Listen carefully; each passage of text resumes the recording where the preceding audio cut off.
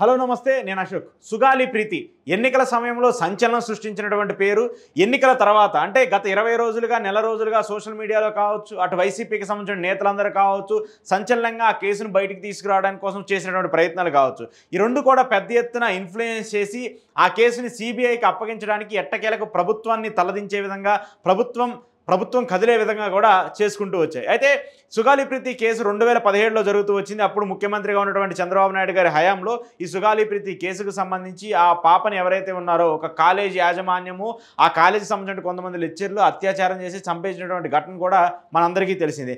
ఆ తర్వాత 2019 ఎన్నికల్లో జగన్మోహన్ రెడ్డి అధికారంలోకి వచ్చిన తర్వాత ఈ కేసుకు సంబంధించి ఆ తల్లి జగన్మోహన్ రెడ్డి దగ్గరికి వెళ్ళినప్పుడు నాకు న్యాయం చేయండి, నా కూతురికి న్యాయం చేయండి, నా కూతురికి అన్యాయం జరిగింది, ఇలా జరిగిందని చెప్పేసి ఆమె దగ్గరికి వెళ్ళినప్పుడు ప్రభుత్వానికి సంబంధించి వాళ్ళ సామాజిక పరంగా ఏదైతే ప్రభుత్వం సంబంధించి ఏవైతే న్యాయం చేయాలో, ల్యాండ్ కావచ్చు, పొలం కావచ్చు, వాళ్ళ కుటుంబానికి సంబంధించి ఆమె భర్తకి ప్రభుత్వ ఉద్యోగం కావచ్చు, వీటన్నిటినీ కూడా జగన్మోహన్ రెడ్డి ప్రభుత్వం నెరవేరుస్తూ వచ్చింది. ఆ తర్వాత ఆయన ఆ కేసుని సిబిఐకి ఇవ్వాలని చెప్పేసి కూడా నిర్ణయం తీసుకుంటూ రాష్ట్ర ప్రభుత్వం నుంచి ఒక జీవీ కూడా సిబిఐకి ఇచ్చినటువంటి పరిస్థితిని కూడా మనం చూస్తూ వచ్చాము. కానీ అప్పుడు సిబిఐ మాత్రం దీన్ని తీసుకోవడానికి పెద్ద ఎత్తున ముందుకు వచ్చినటువంటి పరిస్థితి కూడా లేదు. వాళ్ళు బ్యాక్ స్టెప్ వేసినటువంటి సిచ్యువేషన్ కూడా మనం చూస్తూ వచ్చాము. అయితే అప్పుడు జగన్మోహన్ రెడ్డి ఈ కేసుకు సంబంధించి ముందుకు తీసుకెళ్తామని చెప్పినప్పటికీ కూడా పవన్ కళ్యాణ్ గారు దీన్ని టేక్ తీసుకున్నారు. ఆయన కాల్ తీసుకొని పెద్ద ఎత్తున జగన్మోహన్ రెడ్డి ప్రభుత్వం మీద, జగన్మోహన్ రెడ్డి మీద తీవ్ర స్థాయిలో విమర్శలు చేస్తూ ఉంటారు. అయితే ఎక్కడ కూడా జనసేన సభ జరిగినా, పవన్ కళ్యాణ్ గారికి సంబంధించి ఎక్కడ మీటింగ్ జరిగినా కూడా సుగాలి ప్రీతి గారి తల్లి పార్వతి గారిని పవన్ కళ్యాణ్ గారు పక్కన పెట్టుకొని మరి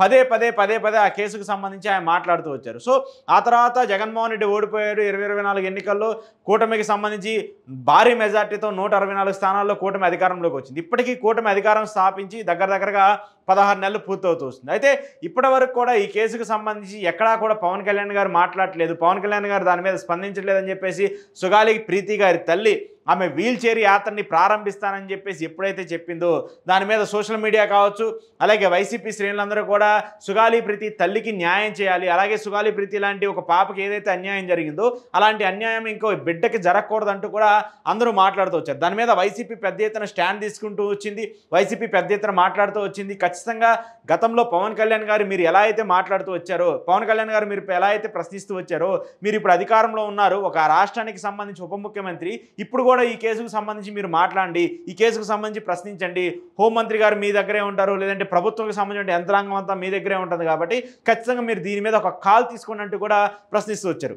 ఆ తర్వాత మీడియా ఎక్కడా కూడా పెద్ద ఎత్తున ఈ ఇష్యూ మీద, ఈ అంశానికి సంబంధించి పెద్ద ఎత్తున చూపించినప్పటికీ, వాళ్ళ వార్తా పేపర్లో రాయనప్పటికీ కూడా సోషల్ మీడియా పెద్ద ఎత్తున స్టాండ్ తీసుకుంటూ వచ్చింది.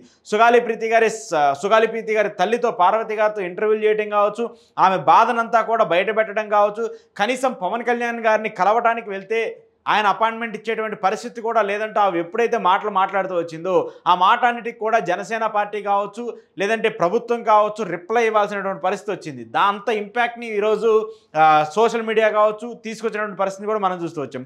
సో ఎట్టకేలకు పవన్ కళ్యాణ్ గారు సైతం కూడా మాట్లాడి, సరే ఆ పార్టీకి సంబంధించిన ఒక 2-3 వ్యక్తులు వాళ్ళు ఇష్టం వచ్చినట్టు మాట్లాడారు, మీరు కులానికి అమ్ముడుపోయారు, లేదంటే ఒక పార్టీకి అమ్ముడుపోయారు, వైసీపీకి అమ్ముడుపోయారు, అక్కడి నుంచి డబ్బులు తీసుకొని మీరు అలా మాట్లాడుతూ ఉన్నారు, అసలు మీకు జగన్మోహన్ రెడ్డి ఇచ్చినటువంటి భూములు కావచ్చు, లేదంటే ఆస్తులు కావచ్చు, వాటన్నిటిని కూడా వెనక్కి ఇచ్చేయండి అంటూ కూడా కొంతమంది మాట్లాడినటువంటి పరిస్థితిని కూడా చూస్తున్నాం. సో ఖచ్చితంగా అది ఒక ప్రభుత్వ సొమ్ము, ప్రభుత్వానికి సంబంధించిన ప్రజల ఆస్తిని ఆ తల్లికి ఏదైతే న్యాయం చేయాలో ఆ న్యాయపరంగా అప్పుడు ముఖ్యమంత్రి, అప్పుడు పార్టీ ఇస్తూ వచ్చింది. మీరేదో మీ సొంత జేబులో డబ్బులు తీసుకొని, లేదంటే మీ పార్టీకి సంబంధించినటువంటి పార్టీ ఫండ్లో నుంచి తీసిచ్చేటువంటి పరిస్థితి కాదు. అది కేవలం ప్రభుత్వ ఆస్తిని ఒక ప్రభుత్వంగా నష్టపోయినటువంటి ఒక బిడ్డ నష్టపోయినటువంటి కుటుంబానికి ఆ ప్రభుత్వం న్యాయం చేసింది. సో ఇప్పుడు మీ ప్రభుత్వం న్యాయం చేసిందా? మీ ప్రభుత్వం కూడా న్యాయం చేయలేదు. మరి అప్పుడు 2017లో చంద్రబాబు నాయుడు గారు సీఎంగా ఉన్నారు, ఆయన ఏమైనా న్యాయం చేశారా? ఆయన కూడా న్యాయం చేయలేదు. మధ్యలో వచ్చినటువంటి జగన్మోహన్ రెడ్డి ఆ తల్లికి ఆర్థికంగా ఎంతో కొంత న్యాయం చేశారు. దాన్ని వెనక్కి ఇవ్వమని చెప్పేసి కొంతమంది జనసేన నేతలు మాట్లాడినటువంటి తీరును కూడా మనం చూస్తూ వచ్చాము, వాటన్నిటిని కూడా తప్పుపడుతూ వచ్చాము. సో ఇప్పుడు మెయిన్గా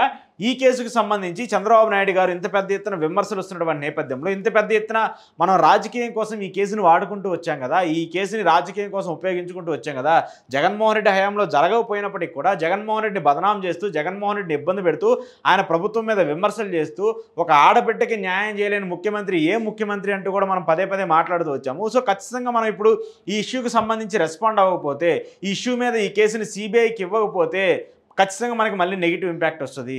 ఇప్పుడు వైసీపీ ప్రశ్నిస్తుంది, సోషల్ మీడియా ప్రశ్నిస్తుంది, సోషల్ మీడియాకి సంబంధించిన యూట్యూబ్ ఛానల్స్ ప్రశ్నిస్తూ ఉన్నాయి, సొంత ఛానల్స్ సొంత పత్రికలు ప్రశ్నించినప్పటికీ కూడా సోషల్ మీడియా పెద్ద ఎత్తున మాట్లాడుతూ వస్తుంది ఈ అంశానికి సంబంధించి. సో కాబట్టి ఖచ్చితంగా ఏదో ఒక యాక్షన్ తీసుకోవాలని చెప్పేసి చంద్రబాబు నాయుడు గారు ఈ యొక్క ఇష్యూని సుగాలి ప్రీతికి సంబంధించి సుగాలి ప్రీతికి జస్టిస్ జరగాలని చెప్పేసినటువంటి అంశానికి సంబంధించి ఏదైతే ఉందో ఖచ్చితంగా ఈ కేసుని సిబిఐకి ఫార్వర్డ్ చేయండి అంటూ కూడా రాష్ట్ర ప్రభుత్వం ఆదేశిస్తూ వచ్చింది. దానికి సంబంధించి సిబిఐ కూడా లేఖ రాస్తూ వచ్చింది ఆంధ్రప్రదేశ్ రాష్ట్ర ప్రభుత్వం. మరి సిబిఐ ఇది తీసుకుంటుందా? ఈ కేసును తీసుకొని దీని మీద విచారించి ఎవరైతే కట్టమంచి రామరంగారెడ్డి ఎవరైతే స్కూల్స్ ఉన్నాయో యాజమాన్యం ఉందో ఆ యాజమాన్యాన్ని ప్రశ్నిస్తారనేది కూడా పెద్ద ఎత్తున చర్చ. సరే, ఇదంతా ఒక ప్రక్రియ అయినప్పటికీ కూడా ఇప్పుడు దీని మీద మళ్ళీ రివర్స్గా విమర్శలు వస్తూ ఉన్నాయి. పవన్ కళ్యాణ్ గారు కాల్ తీసుకోబట్టే, పవన్ కళ్యాణ్ గారు ఇష్యూ తీసుకోబట్టే, ఇష్యూని టేకప్ చేయబట్టే ఈరోజు సుగాలి ప్రీతి కేసు బయటకు వచ్చింది. మంచిదే, సుగాలి ప్రీతి కేసు బయటికి రావడానికి పవన్ కళ్యాణ్ గారు 100% ఆయన ఎఫర్ట్స్ పెడుతూ వచ్చారు, 100% ఆయన మాట్లాడుతూ వచ్చారు. కానీ ఇప్పుడు ఏం చేస్తున్నారు పవన్ కళ్యాణ్ గారు? ఖచ్చితంగా ఈ అంశానికి సంబంధించి ఆయన మాట్లాడాల్సిన పరిస్థితి కదా. ఎన్నికల్లో పెద్ద ఎత్తున విమర్శలు చేస్తూ వచ్చారు, ఎన్నికల్లో పెద్ద ఎత్తున మాట్లాడుతూ వచ్చారు. కానీ ఆ తర్వాత అధికారంలోకి వచ్చిన తర్వాత ఆ కేసులకు సంబంధించి ఆధారాన్ని తారుమారు చేశారని చెప్పేసి ఆయన చెప్పారు, డిఎన్ఏ రిపోర్టులు తారుమారు చేశారని చెప్పేసి చెప్తూ వచ్చారు, ఆ ఇన్ఫర్మేషన్ అంతా తారుమారు చేశారని చెప్పేసి ఆయన మాట్లాడుతూ వచ్చారు. సో అలాంటి నేపథ్యంలో ఇదేదో ఒక రోజులో 2 రోజులు అయిపోయే కేసు కాదు, ఇది సంవత్సరాలు పడుతుందని చెప్పేసి ఆయన మాట్లాడుతూ వచ్చారు. మరి సంవత్సరాలు పడుతుందని చెప్పేసి మీరు మాట్లాడుతూ వచ్చారే, గత ప్రభుత్వం మీద మీరు విమర్శలు చేసినప్పుడు కూడా అది ఏదో మీరు మాట్లాడినంత మాత్రాన ఒక రోజులోనో 2 రోజుల్లో అయ్యే పరిస్థితి కాదు కూడా, అది కూడా టైం టేకన్ అయ్యే ప్రాసెసే కదా. మరి అప్పుడు మనం విమర్శలు చేసినప్పుడు ఇప్పుడు మనం అధికారంలో ఉన్నప్పుడు మాట్లాడేటువంటి మాటలకు కూడా కంపేర్ చేసుకున్నప్పుడు జనాలు ఖచ్చితంగా అడుగుతారు కదా, మీరు అప్పుడు చేసినటువంటి వ్యాఖ్యలకు ఇప్పుడు చేసేటువంటి మాటలకు ఎక్కడా పొంతన కుదరట్లేదని. సో అలాంటి పరిస్థితిలో ఏది ఏమైనప్పటికీ కూడా మరి ఇది చంద్రబాబు నాయుడు గారి మీదకి వస్తుంది, ప్రభుత్వం మీదకి వస్తుందని చెప్పేసి ఆయన అనుకున్నారా, లేదంటే తత్వం బోధపడి ఖచ్చితంగా దీని మీద మనం రియాక్ట్ అవ్వకపోతే ప్రజల్లో ఒక నెగిటివ్ ఇండికేషన్ వెళ్ళే పరిస్థితి ఉందని చెప్పేసి అనుకున్నారో తెలియదు. కానీ ఎట్టకేలకు రాష్ట్ర ప్రభుత్వం నుంచి ఒక కదలిక వచ్చింది. ఆ కదలికని ఖచ్చితంగా సోషల్ మీడియా తీసుకొచ్చింది, వైసీపీ పార్టీ తీసుకొచ్చింది అనేది కూడా ఖచ్చితంగా చెప్పాలి. లేకపోతే మాత్రము దీని మీద పట్టించుకునే పరిస్థితి అయితే ఉండదు. ఇప్పుడు దగ్గరగా 1.5 పూర్తవుతూ వస్తుంది. 1.5లోనే ఇప్పటి వరకు ఆ తల్లి 10 సార్లు 20 సార్లు ఆ ఆఫీస్ చుట్టూ తిరిగినా కూడా అపాయింట్మెంట్ ఇచ్చే పరిస్థితి లేదంటే ఈరోజు వాళ్ళకి ఏం న్యాయం చేస్తారనేటువంటి ఆ అంశంతో వాళ్ళు బతకాలి? ఖచ్చితంగా కాదు కదా. న్యాయం అడిగితే ప్రశ్నిస్తే మీరు ఒక పార్టీకి అమ్ముడుపోయారని చెప్పేసి ఆ తల్లిని కులంతో దూషించేటువంటి ప్రక్రియ కూడా ఈరోజు కొన్ని పార్టీలకు సంబంధించిన వ్యక్తులు వచ్చేశారు. సో ఈ అంశాలన్నీ చూస్తున్నప్పుడు సోషల్ మీడియా ఈ అంశానికి సంబంధించి సుగాలి ప్రీతి కేసుకు సంబంధించి చేసినటువంటి పోరాటం కావచ్చు, అలాగే వైసీపీ నేతలందరూ కూడా పదే ఆ కుటుంబాన్ని తల్లి దగ్గరికి వెళ్ళి మాట్లాడి ఆ తల్లికి న్యాయం చేయాలని చెప్పేసి ప్రెస్ మీట్లు పెట్టి మాట్లాడిన తీరు కావచ్చు, వీటన్నిటినీ కలిపి ఈరోజు సిబిఐ విచారణ వేయడానికి, సిబిఐ విచారణకు సంబంధించి రాష్ట్ర ప్రభుత్వం నుంచి లేఖ రాయడానికి లీడ్ చేసినటువంటి పరిస్థితి. ఖచ్చితంగా దీంట్లో సిబిఐ ఇన్వాల్వ్ అవ్వాలి. ఖచ్చితంగా సిబిఐ ఈ కేసును టేకప్ చేసి ఈ కేసుకు సంబంధించి ఎవరైతే ఉన్నారో వ్యక్తులు, దీని వెనక ఎవరైతే రాజకీయ శక్తులు ఉన్నాయో వాళ్ళందరినీ కూడా కోర్టుకి ఈడ్చి ఆ పాపకే న్యాయం జరగాలి. అలాగే 8 సంవత్సరాలుగా ఆ తల్లి చేసినటువంటి పోరాటానికి కూడా న్యాయం జరగాలని చెప్పేసి కోరుకుంటూ ఉన్నాం.